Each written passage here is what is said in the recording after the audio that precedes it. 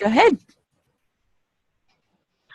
Well, good morning, everyone, and glad to check in with you. I'm down at the Maryland Department of Ag for a Delmarva leadership meeting of our various deans and of colleges, our research deans and extension deans for a meeting today about our multi-state work and the opportunity for the various seed grants that we have for the Delmarva area and about the continuation of that. And one of the parts of that is having extension involvement in that. So I'm pleased to get connected with you this morning by phone as I'm in this facility. And our own Ed Key will be down here later this morning as well for part of this meeting. So our secretaries of Ag are here as well. So it's great to meet with you and be part of this. I have a couple organization updates that I wanted to just speak very briefly about, and then we're going to turn this into our program. I know the Ag team's meeting today, and appreciate those of you who are in Dover for your meeting and are listening in. And Nathan happens to be here at this meeting, and I just shared with him the first thing this morning when I opened up my Delmarva Ag clips, there was Nathan and his Fusarium blight survey, the first thing on Ag Clips today. So I said, what a great way to get a survey out there and to see if we can get respondents from that, and putting it in the Ag Clips this morning. I said, how many arms did you twist to do that? And he said, I didn't even know it was up there. So anyway, great to see us on the first and front page of Ag Clips this morning with that. So. A couple of organizational things. One, just a reminder, in the month of November, we're really asking all staff to be involved in writing at least one major impact report and to get that to your county director by November 30th. The idea is that we want to be helpful to the process and get these written in such a way that we can begin using these, getting these interpreted on the website and up and running for this year, and they really are used in many ways. So reminder that this month to be working on a specific one where you have some impact data to report, and we'll be working with you on those, but you have till the end of the month to put that in place. So just a reminder about that. Secondly, I just wanted to give an update on where we are with some staffing and continue to update where we are in process with these things. I think that I'm pleased to report that effective earlier this week, November 1st, Alice Moore is serving as the business manager for Cooperative Extension in Delaware. And this is an important move. Every other department has had a business manager position who is really the right-hand person to handle things that are related to finance, all into the finance piece beyond the grants and contracts, to work with the grants and contracts person, which is Jen Clem. And so I just want to say congratulations to Alice in that role. And we will be looking, this is a new position that the college has created based on the work that some of the leadership team has done about our leadership needs. And pleased to have Alice in that position. And then we'll be opening up an administrative assistant one position behind that that we'll be filling in.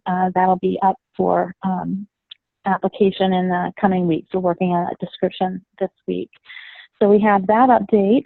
I know that Amy Schober is going to be updating the team on getting a program coordinator in place for our nutrient management position. That's also a new position, and she can fill in the Ag team about that. Been successful in that route. So pleased about that. And also that we have completed the poultry interviews. There's been a recommendation, and I have to say we've been sitting, that's been in HR a week, so today we should be hearing back from them with approval to go ahead and make an offer for the poultry position. So we're also in process with that. And I have know that the Ag team has been working with the Agronomy Search Committee, and that they have drafted position description, and that's in process. And that will be going to some national meetings. We'll begin, we have to go through an approval process of all that yet, but we're taking some drafts of those to these meetings to get started on that search process. And then likewise in entomology, we're working on the process. I did talk to Jake, met with Jake yesterday, Bowman, and they're working on a draft of the position description based on the ag team's input. And that draft is being formalized and will go back out to the committee to finish that and finalize that, and we'll get started on that that position as well. So that's what I have in terms of position updates. Is there anyone that I'm missing in terms of updates I should provide? I did talk about Betsy stepping in November 1st in the 4-H position, and Betsy Morris in Newcastle County. I mentioned that last month.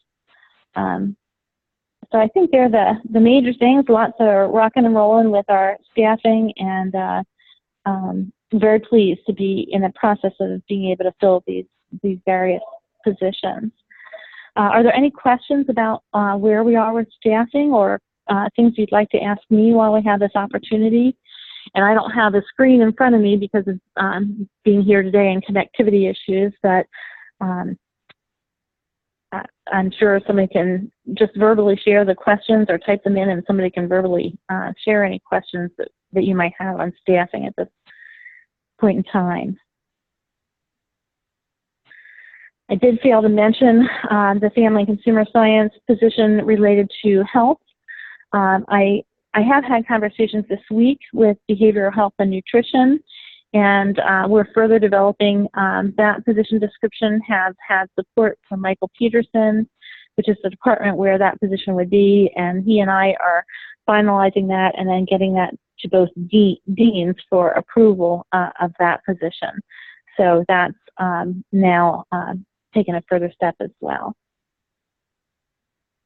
Oh, please, I'm going to go on to another item, but if there is that, please feel free to call me or email me or raise a question here, and we'll see that we get a response to you about that. So I think that's it for our update this morning, and at this point, I'm very pleased to introduce Nancy Mears. Many of you may have met Nancy for the first time at our annual conference, and it was a great chance to meet new people. Nancy has been with us since February. She is working in the area of family consumer science. She's housed in the Sussex County office, and her responsibilities are split between the SNAP Ed grant and working in that in a very specific area, and then working on food safety, nutrition and health promotion, and some volunteer leadership development pieces and for the state as part of the FCS program. So in particular today, Nancy, very pleased to have Nancy sharing some of this major work around policy, systems, and environment change strategies. And we're sharing this today not because this is an FNCS program, but it is really part of where we're looking about the entire extension system, system thinking about how we do our work. The evidence and the research, Nancy's going to talk about this, really show that that just changing individual behavior does have impact, obviously, on the individual, but to really sustain results and to move them into a higher level of impact, it really matters what the policies, what the system, the environment that people are living in are that really enable those changes to be supported and sustained and go on for higher levels of impact. And so we need to be thinking about this in our extension work in whatever program area we're in, that we've long time focused on the individual, and we talked about individual change, but to really sustain that change and to reach higher levels of impact, we also need to be programming around policy changes, system changes, environmental changes that make that work.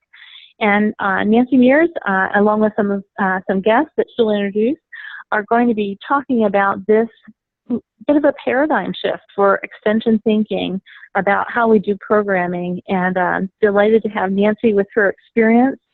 She came to us from the schools system and doing work with the nutrition and health in the school systems, and has done this kind of work in her former career, and pleased to have her providing some leadership to that here in Delaware.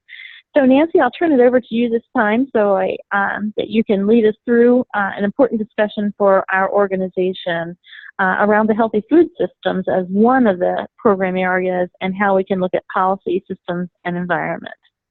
Okay, thank you so much, Michelle. Can everybody hear me okay?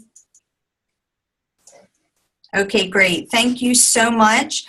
So today we're going to talk about something that we all have in common one way or another, and that is food. Whether we're teaching a farmer, a homeowner, a community member, or youth how to plant, grow, harvest, handle safely, prepare, or consume, we all have a part in our food system and ultimately the health of not only the people we interact with, but with a pretty significant part of the population. So today we're going to talk about PSEs, or Policy, System, and Environment Change Strategies, what they are specifically, as well as thinking as issues we address from a systems approach versus a program area approach. We're also going to hear today from Cassandra Coach Johnson. She's from the Delaware Division of Public Health, about the importance of our work and how and what it has on the health of Delawareans. We're also going to wrap up today by hearing from Kathleen Splain. As you know, she's the FCS program leader, and she's going to talk about how the FCS team has changed our indicators so that we're now reporting on our PSE work. And what I've learned since I've been here with UD Extension is that we're really already doing a lot of PSE work. We just don't call it PSE work. So now we just want to make sure that we're reporting on it, but it's really nothing new. We're already really doing a lot of it. And another colleague, Sarah Burkhall, is going to be helping us manage the chat box because I'm sure folks might have some questions. And since I'm new to this Zoom form of presenting, she's just going to help me manage that so I don't miss anything. So we're going to go ahead and get started. I'm going to share the screen, so feel free to ask questions as we go along. Michelle? So share. Sure. Oh, you want to stop your video? Oh. If you want to do. So what do I do? Stop this.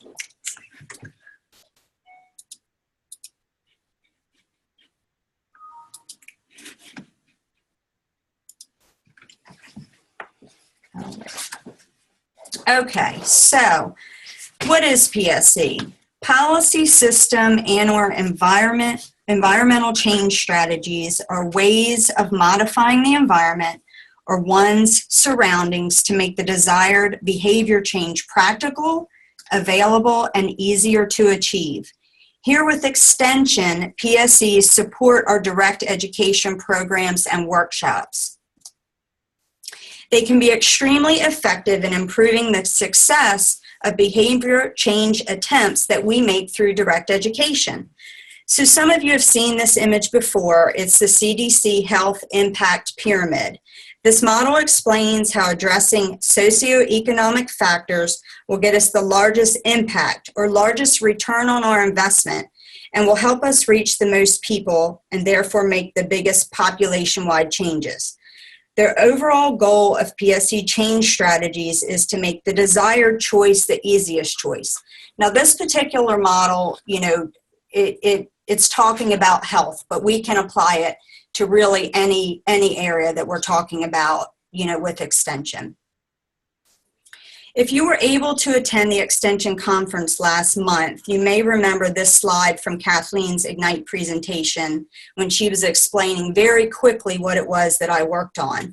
When we talk about behavior change, whether it's helping someone eat more fruits and vegetables or helping a farmer learn to use a certain type of farming practice, we've learned that direct education is not always enough to make sure they put that knowledge we're teaching into action. So most of us are in the midst of writing our impact reports and success stories. Do you have any PSCs that you can report as part of your work? Why is this important? Because PSCs increase our impact, and we want to make sure that we're showing really valuable impact. The overall goal of PSC change strategies are to make the desired choice the easiest choice. So here are some specific examples of some PSC strategies with some of the areas in FCS. So just to break it down by sector, we'll just use schools for example. USDA Smart Snack, that was a guideline that was implemented, and then we pretty much had to come up with some education to help folks be compliant. So with schools, we not only want to teach kids not to drink too many sugary drinks, we also want to change the school environment so that it reinforces the desired behavior change. So this is an example of a policy change that is affecting the health of millions of school-age children, even some staff members in the country. So you can see that some of the PSCs range from policy just down to an environmental change, such as a community garden, even down to just a systems level change, such as helping a church just learn new cooking skills. So it doesn't always have to be a policy change, because we know that policy isn't always the best. It just depends on who you're working with, what's appropriate. It doesn't always have to be, a strict policy change. So I'm told that with some of our ag folks, most of the time you guys are trying to help folks be compliant with a federal regulation that's already been implemented. So it's kind of a reverse PSC in a way, where you're kind of trying to create a direct education that supports policy, kind of like what happened in the example of the school. So, it's kind of a reverse in that case as well.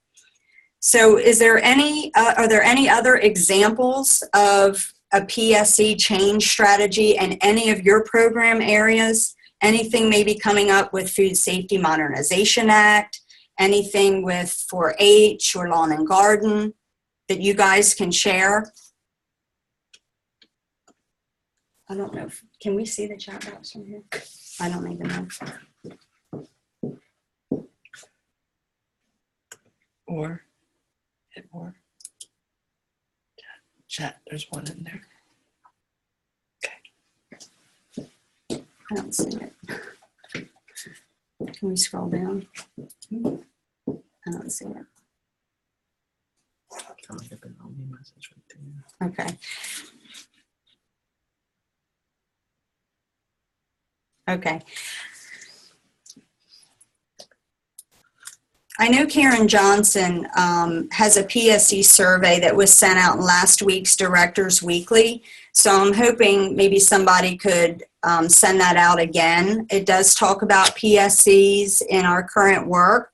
And in a bit, Kathleen Splain is going to explain how the FCS team has added some indicators to remind us how to report on PSCs in our program areas.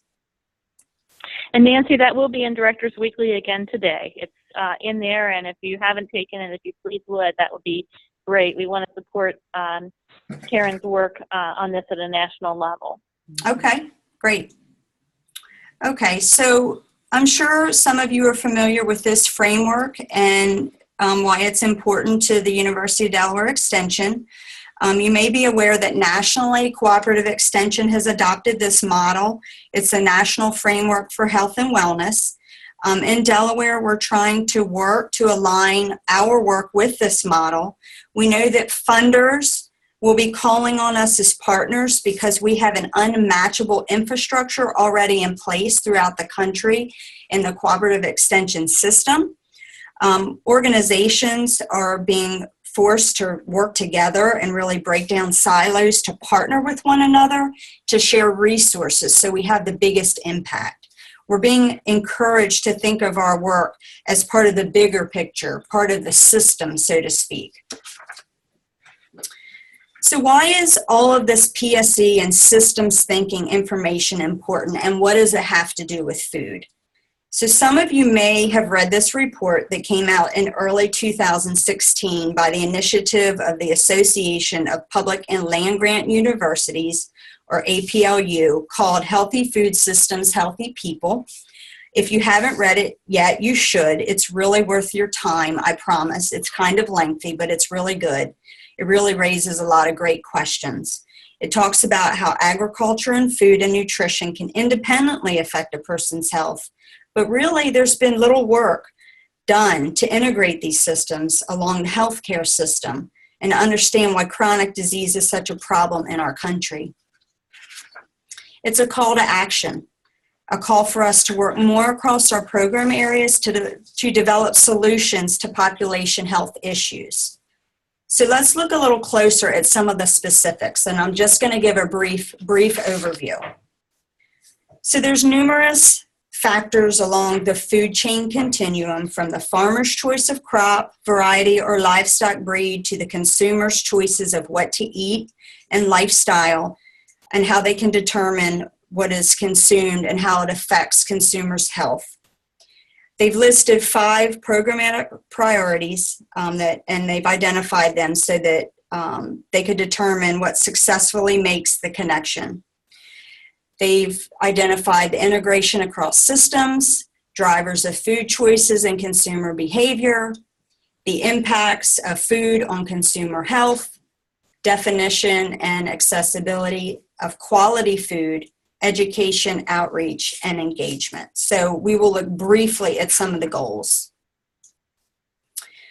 Viewing our collective organizational work as a system versus program area, I've already shared with you some examples of where more than one program area are already working together. So this is really not new for us. We're already doing it in some of our areas.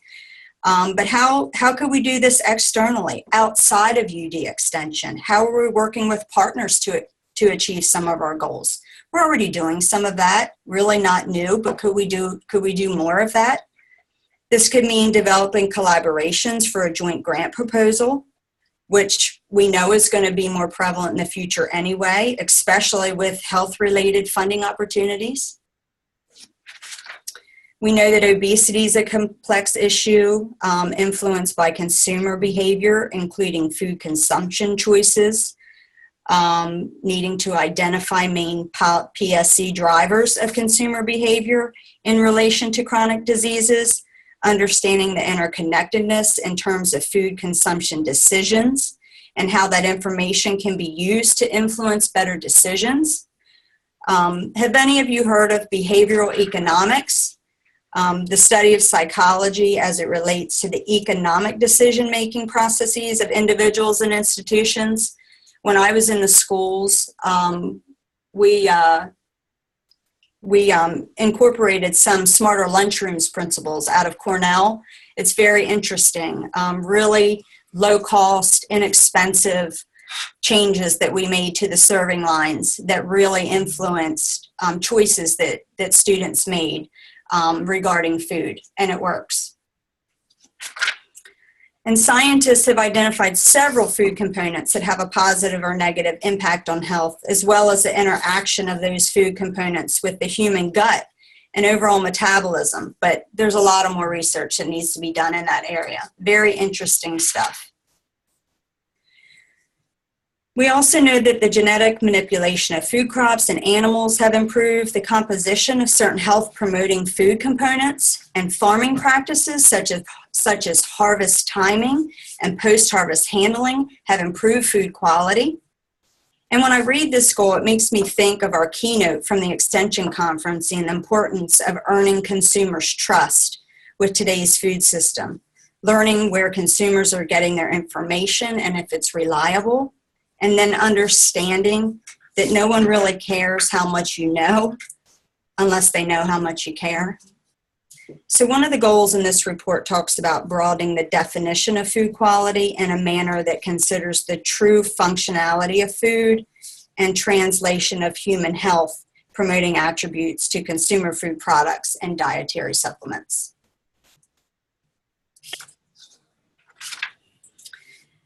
As many of you are aware, I know I am, there's a lot of information out there about health, nutrition, and food, and much of which is inaccurate or is not based on evidence. I know we see it a lot when we're out in the community and we're out giving presentations. We get lots and lots and lots of questions constantly.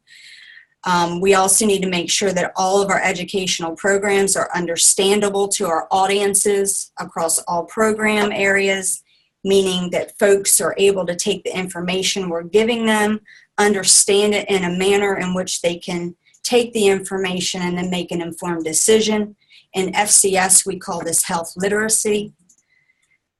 So as you can see, we're truly doing a lot to take our direct education programs and workshops to the next level, but there's still some work to do.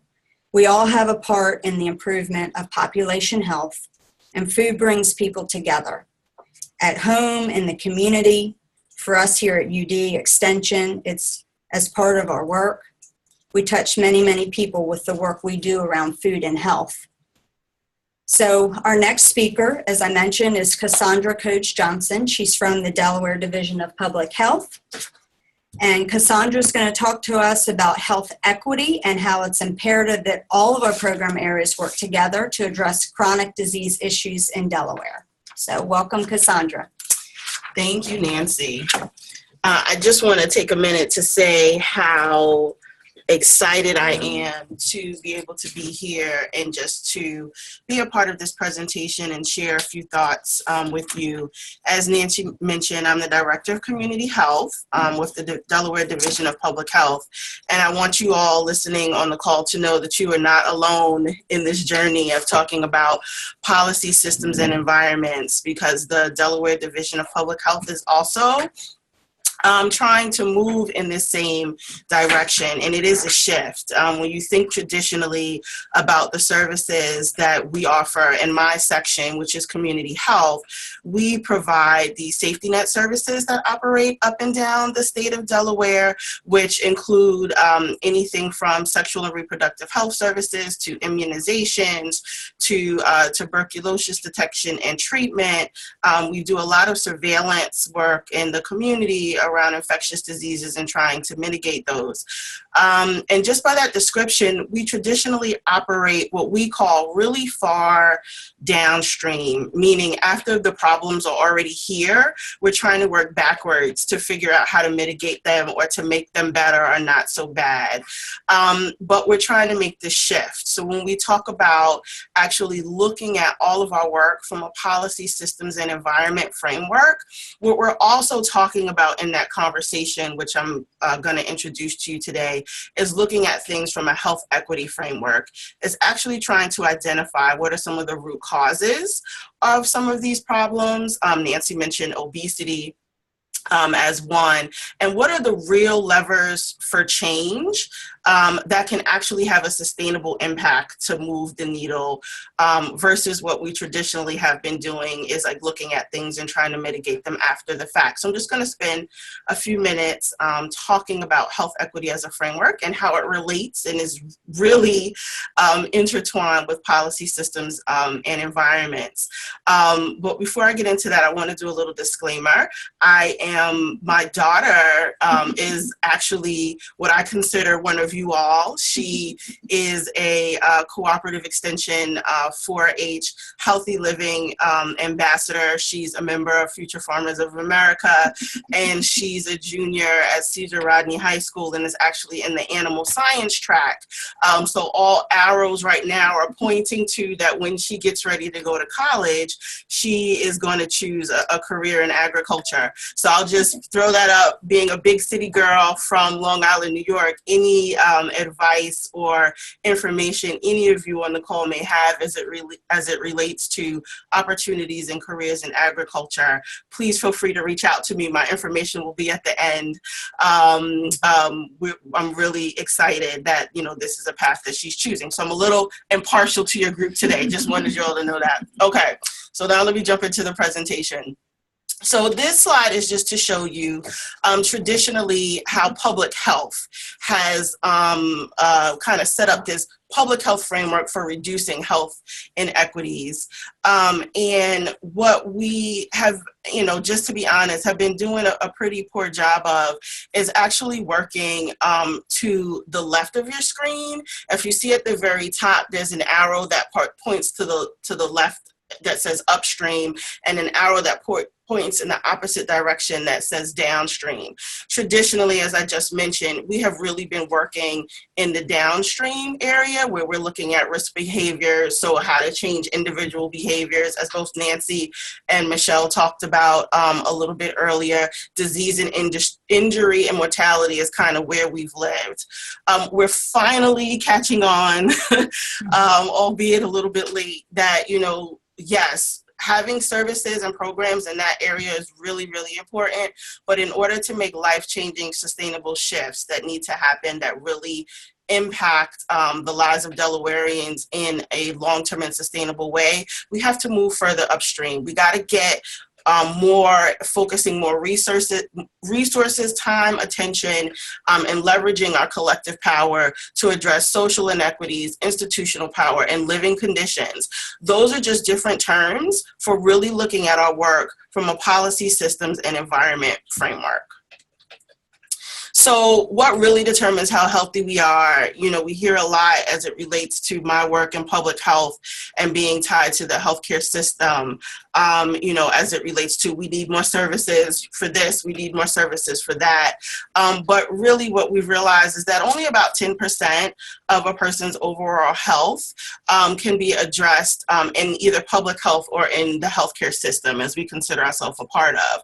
But where the real rubber meets the road is in these other areas where policy, systems, and environments really actually can either change the trajectory of the lives of all of Delaware, either in a positive or a negative track, depending on how one looks at it. So those things, I'll just pick out a few here that you can see on the slide. Built environment is huge. Environment, as it relates to air, water, and toxins, is huge. Food security and nutrition is huge. Land use policy and transportation. All of these things listed here are really where the rubber meets the road and determines how healthy we are as Delawareans as a whole. So, what does it take to create a healthy Delaware? It takes looking at the policies, systems, and environments collectively in all of these areas, and all of us understanding what our individual roles can be to help improve the systems, and not look at it just from either economic perspectives or from perspectives that we traditionally look at them, but to really identify and really do some assessments of, if we make this policy shift, or if we even do this large-scale program shift, what will be the consequences of these decisions on the health and wellness of the broader population? And that, we're saying should span across whether it's an economic development policy, an agricultural policy, a transportation policy, a land use policy, or a criminal justice policy. So we're hoping to really partner with every single person that's on this call. And also we've been doing a lot of work in public health with people in these other sectors to really hopefully just have people start to think about the overall health effects of some of the policies that currently exist and are being proposed. Again, not just because my daughter, is a cooperative extension 4-H'er, I really, really, truly believe that, of all of the things that I mentioned, transportation, land use, food insecurity, all those things, in my opinion, the rubber really, really meets the road with you guys. It really meets the road with agriculture. Agriculture is a huge lever for change as it relates to the trajectory of health for communities, and is a critical partner in creating healthy environments. I just wanted to share this slide with you all because another thing that we're trying to do in public health is to get better at sharing data that actually crosses different silos of work. And if you are an ag person or work in agriculture and don't think that the obesity rates in Delaware, kind of impact the work that you all do, I would just offer to reconsider that, because one of the things we're looking at in public health is, again, not just the individual behavior. Yes, individual behavior is a big part of what people choose to eat or not choose to eat, but also what they actually have access to, what type of media they have been bombarded with as it relates to what they can and cannot eat, but also the types of food that are available to them is a huge lever.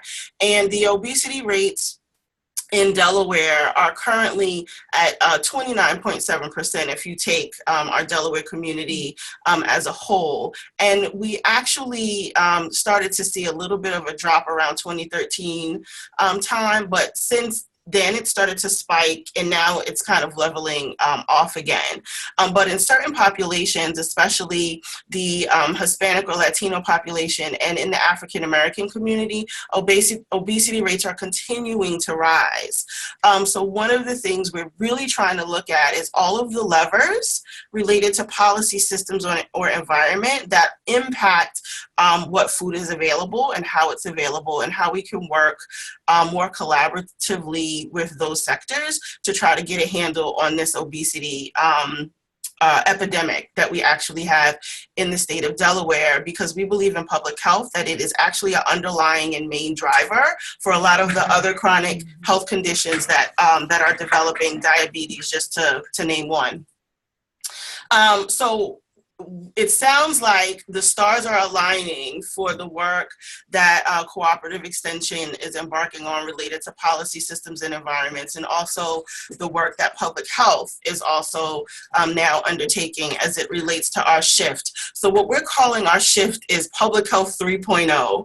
We've lived in 2.0 for far too long, and we're trying to actually shift to a more focus on policy systems and environment, just as Cooperative Extension is doing. And we really hope that we find ways moving forward to really partner more collaboratively to attack some of these issues together, because neither one of us can achieve these goals alone. So a key question that we are actually inserting into all of our discussions, whether it be strategic planning, whether it be where our dollars are being spent, whether it be how we work with others, is will this decision help to create a healthy environment? It's simple. It's a simple question, but it's also a loaded question. And I guess my ask today on the call to all of you would be if you could just please consider like injecting this question into any discussions that you are having related to either program or policy changes that you're working on in the area of agriculture. I think just asking that question will help us move farther faster.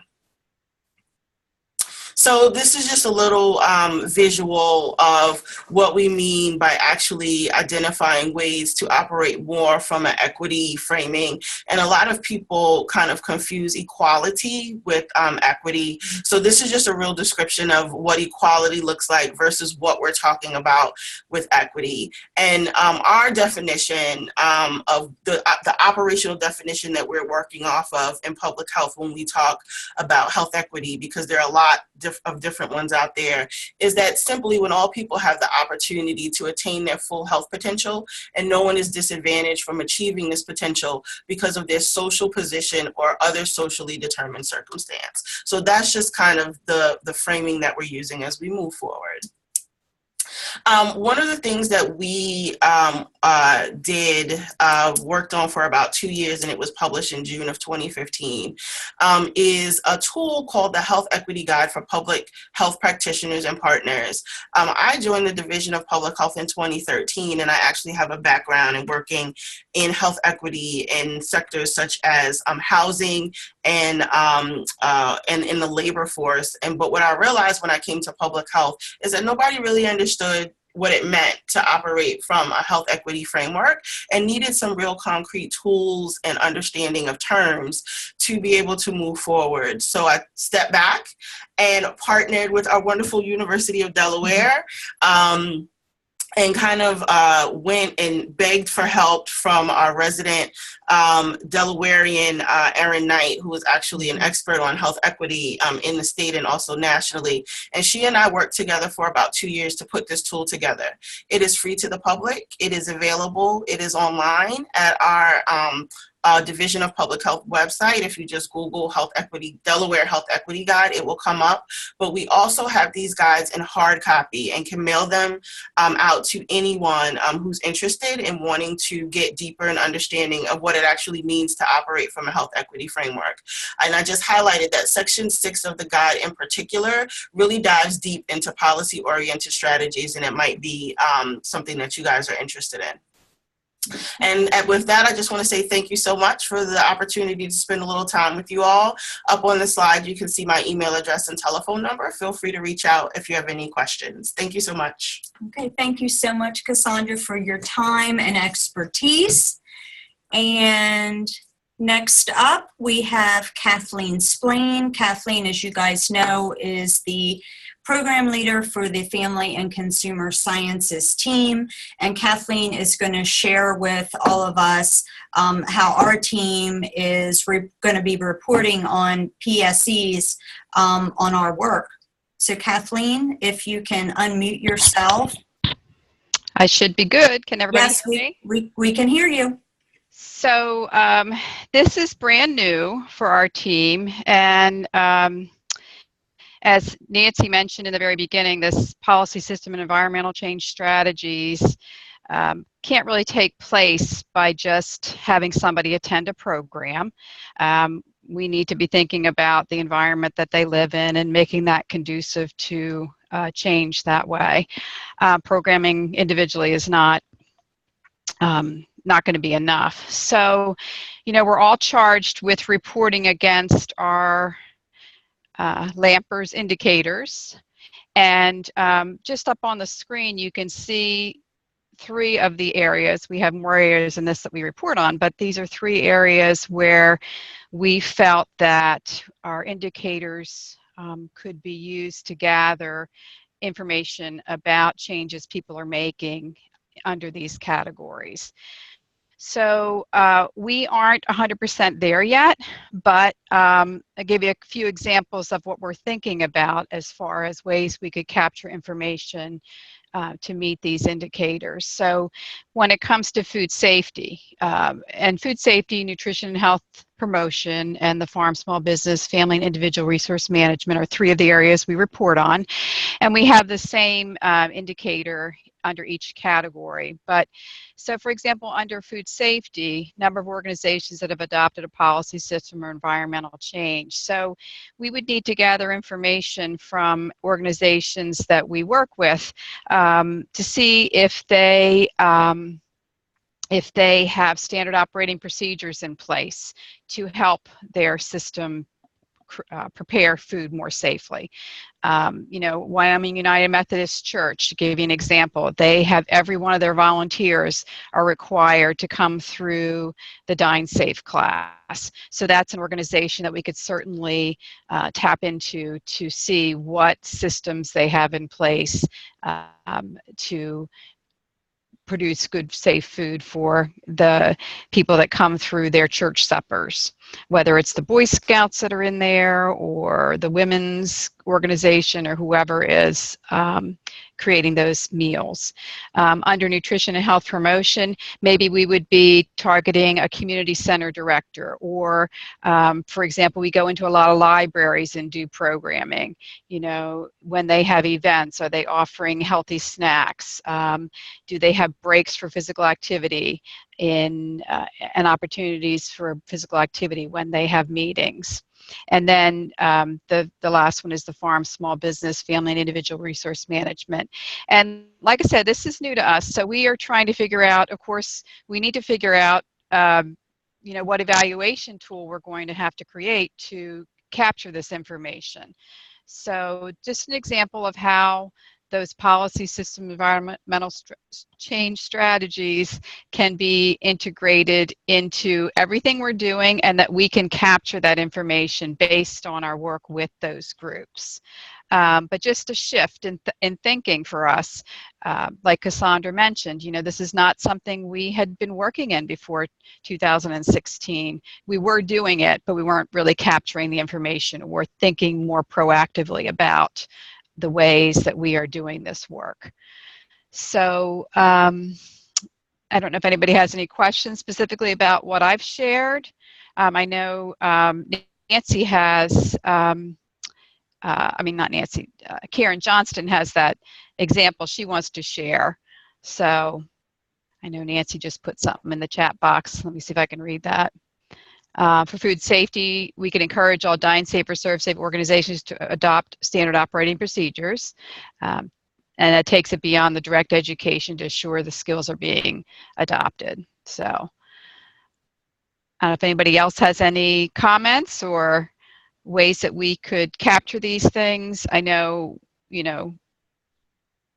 it's something that we have talked about as an organization, that we need to be thinking more from within, the way we do meetings and the way we do, we interact with groups, volunteer groups. Are we providing them healthy snacks? Are we providing people an opportunity to do some physical activity during our classes or our sessions? So we've really had to rethink being a good example and being the ones that are showing that the environment needs to be an opportunity, a healthy opportunity for people.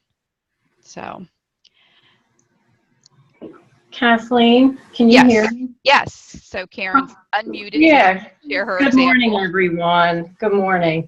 I want to thank Cassandra and Nancy for the presentation too, and you, Kathleen, for having us thinking about these things and helping us go down this road. And can everybody hear me? Am I too loud? You're perfect in my ears.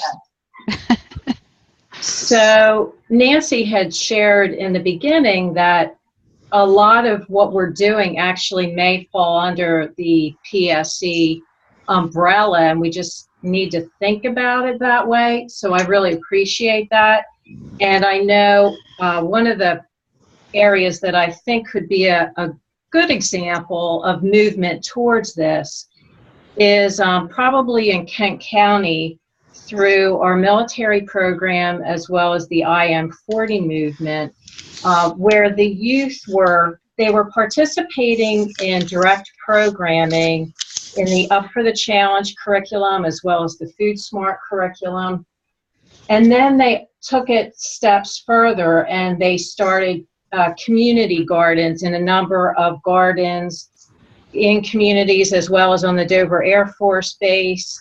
And then so those youth were learning how to eat vegetables and grow vegetables and kind of experience all the benefits of producing your own food as well as learning how to cook it. And I think that moves people to real behavior change when they have that full-blown experience. So that's movement towards PSE. It's not complete by any means, and we don't really have impact data on that. Another thing that those youth did do, on top of growing and making their own personal changes, they also went out into the community again and hosted community dinners, many of them. So they really had a broad brush approach to changing their own behavior as well as impacting their communities. So that's my example. I'm sure there's many more. As people think about their day-to-day work, they're probably doing PSE. We just have to think about it a little bit differently. And I want to make another plug for my survey, not my survey, but the survey that went out last week. Dr. Rogers, thank you for sending that out. We have about 259 responses at this point. That survey has been sent out all through Extension nationwide. And we are in the process of tabulating the data.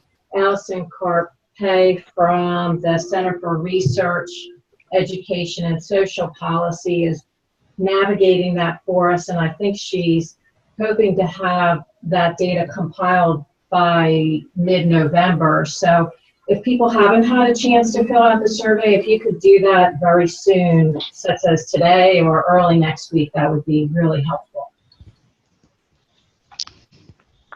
I would just add to this discussion, this is Michelle, that certainly in our ag arena, the work that we talked about at our annual conference about consumer trust in the food system and what we're doing and helping farmers to do to help others have trust in our food system, to have access to our local foods, the work that we're doing with farm markets and providing local food that's produced here in Delaware to people and making that accessible to them.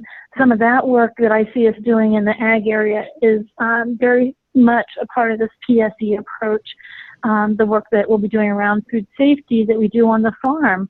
And that's part of this consumer trust and consumer understanding. And so how we engage our producers in building that trust about food, and particularly the local food, since that's where many of the consumers are, there's opportunity for us to build that and involve them and have those discussions and engage them in things they're doing locally that would help that as well. So as I think about the ag area, that's I think some of the areas that we're working in as examples, and perhaps some of you who are online can add to that.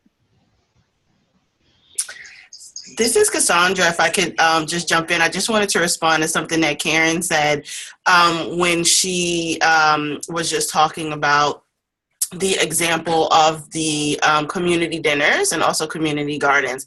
Those are fantastic examples of, actually moving the direction of policy systems and environmental change. And they're actually, the actual community dinner model is actually highlighted in the Health Equity Guide for Public Health Practitioners and Partners. We tried really hard to give concrete examples of what this work looks like. So the guide actually has a lot of different Delaware examples and also national examples of what policy systems and environment changes look like on the ground, because we realize that it's sometimes hard to really wrap your arms around how do you operationalize it. So I just wanted to just say that there, it might spark some ideas. So if you kind of flip through the guide and look at the section that actually gives examples, the community dinner model is uplifted and highlighted in the guide as one of them. It may help to generate some ideas.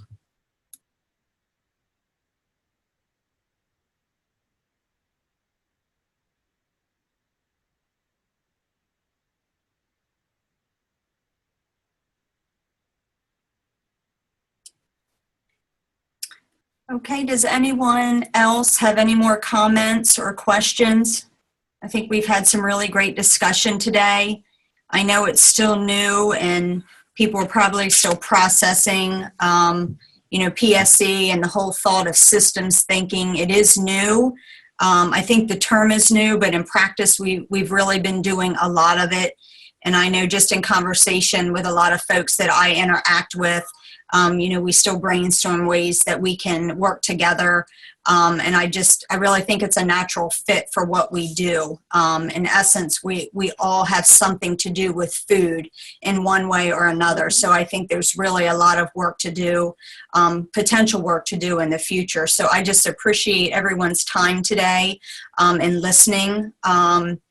And, as we break for Thanksgiving, we just, everybody has a lot to be thankful for. I know I'm thankful. I just finished my 9th month here at the University of Delaware. So I just, I love being here and all the opportunity that I have and to work with all of you. So as we move forward, we just want to, think of things, PSCs that we can implement or encourage, think of how we can support each other's work and make sure that we can make the most impact possible. Think of additional ways that we can work together, and healthy food systems equal healthy people and healthy Delawareans. So if there are no other questions, we'll just wrap up from here. So thank you, everyone.